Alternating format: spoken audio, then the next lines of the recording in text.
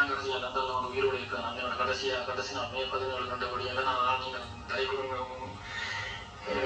ரெண்டு நாள் நான் கூட கலைஞ்சிருக்கிறேன். நான் ஒரு போட்டி ஒரு கேட்க நீங்கள் பேசுனீங்களே, நான் எங்களை பையன் வைக்க நீங்கள் விரும்ப இல்லை.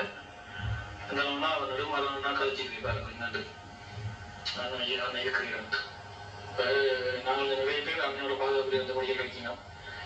உங்களோட தம்பி மாதிரி தான், எங்களுக்கு அண்ணா தான். இப்போ நீங்கள் வந்து அங்கே வந்து போனதில் வந்து ஒரு 10% தான் சொல்லியிருக்கீங்க. 90% சொல்லலை. அதையே இந்த சனங்கள் மக்கள் மண்டையில் ஏற்றுக்கொள்ள இல்லை. எனக்கு மூலமாக தான் கோபம் இருக்கக்கூடிய சந்தர்ப்பங்களில் இப்போ இருக்குன்னா கட்டாயம் ஒரு முடிவு கட்டாயம் தெரிஞ்சாகும். நீங்கள் ஒரு ஸ்டேட்மெண்ட் விட்டுருப்பீங்க ஒரு வார்த்தை நான் கட்டாயம் இதுக்கு ஒரு நேரம் கட்டாயம் கொடுத்தே ஆகணும். இப்போ நானும் ஒரு சாவில் தான், நான் உயிரோடு இருக்கிறேன். மே 17 வந்து நான் 2006 அன்னையை கிட்ட போனேன். அன்னைக்கு 2006 இருந்து கடைசி 3 வருஷம் 2006, 2007, 2008, 2009 கடைசி 4 வருஷமும் பக்கத்திலே தான் நின்றேன்.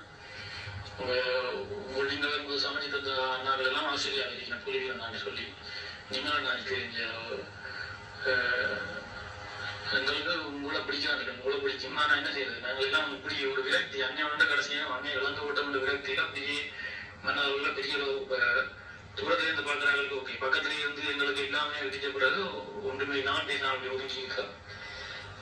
ஆனால் இதுக்கு மேல ஒரு நெடுமாறான அழைச்சது வந்து ஏற்றுக்கொள்ளவே மேலாது, விட்டு கொடுக்கவே மேலாது. நீங்கள் என்ன சொன்னாலும் நான் உங்களுக்காக எந்த கோரி இருந்தாலும் எங்க இருந்தாலும் நான் வந்து சாதி சொல்லுவேன். நீங்கள் வந்து போனது அண்ணன் இருந்தா தலைவன் இல்லாடி இறைவன்ற மாதிரி தான் இந்த வரைக்கும் யோசிச்சு கொண்டிருக்காங்க இருக்கிறேன். நான் அன்னைக்குரிய மரியாதையை எல்லாரும் கொடுக்கணும். நானாக இருந்தாலும் எந்த போராளியாக இருந்தாலும் அன்னைக்குரிய மரியாதையை கொடுக்கணும். அவர் ஒரு மாவீரன் உலகத்திலே ஒரு லீடர்ஷிப் தலைமைத்துவத்துக்கு உதாரணம்னு சொல்லிச்சுன்னா அன்னை துறைமுகத்தையும் சொல்லிடலாம் அளவுக்கு தான் நான் வளர்ந்தவர். இல்லாம ஆயிடுச்சு. இங்க வெளிநாட்டில் கொஞ்சம் பேர் வியாபாரத்துக்காக தமிழர்கள் வியாபாரத்தை செய்ய வைக்கிறதும் நாங்க நடுமாறணும் அப்படி கதைக்கிறதும் எல்லாம் நாங்கள் வாழ முடிக்கிறதுடைய தான் அவ்வளவு கதைக்கிறாங்க. எனக்கு எனக்கு 11 தான் வரலாற்றி நான் நீங்கள் சாமானுடைய தான் நான் உங்களுக்கு கோல் பண்ணிட்டு கட் பண்ணிட்டேன். எனக்கு இந்த அந்த நியூஸ் ஃபுல்லாக பார்த்து மண்டை செத்து போயிடுச்சு. இவர் வந்து முன்னாள் போராளி. நம்ம என் கூட அன்னைக்கு பாதுகாப்பு நின்னவன் என் கூட இந்த மறுபடியும் நாங்கள் ரெண்டு பேசுகிறேன். நான் நின்றுட்டு நீ ஒன்று சொல்லி சும்மா பாதுகாப்பாக இருக்கிறவங்க இருப்பாரு. நான் திருப்பி அவன் பதில் இல்லை. இவர் வந்து திரு பிரபாகரன் கூட கடைசி பிரியன்னு இருந்தால் தலைவன் இல்லாவிட்டால் தான். அதுதான் வளமுறை. இருந்தால் என் தலைவன், இறந்தால் என் இறைவன். இதான் எங்க கோட்பாடு. ஏன்னா எங்க முன்னோர்கள் வந்து எங்க குலதெய்வம் எங்களுக்கு காலி இருந்தா நம்மளை காப்பாற்றணும். எங்க முன்னோர்கள் அப்ப முன்னோர்கள் தான் குலதெய்வம் வாங்குறாங்க. அப்படிதான் அது நான் தான் ஒரு ஓயாம கேட்டு இருந்தேன்னா சொன்னேன் கோபத்துல. அது கோட்பாடு ஆயிடுச்சு. அப்படியே அதைதான் சொல்றான். இந்த வந்து நீண்ட உரையாடல, அது உங்களுக்கு அவ்வளவு போட முடியாது.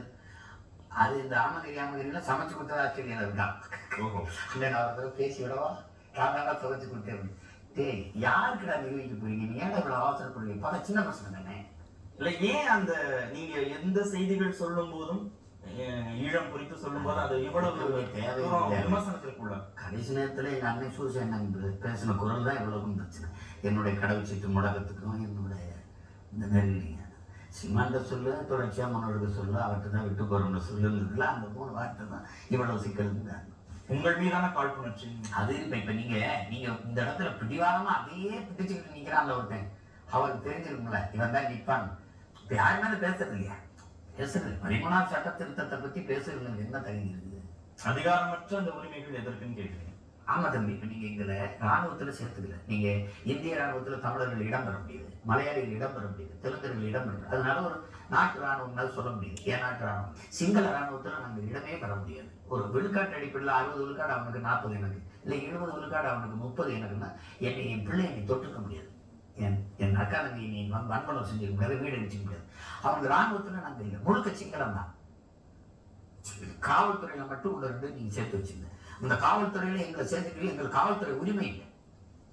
ஒரு மாநில என்ன நீங்க மாநில உரிமை எனக்கு இருக்குன்னா என் மாநிலத்தில் காவல்துறையை நானே நிர்வகிக்க முடியும் எனக்கு இருக்கு. அப்படி இல்லையே.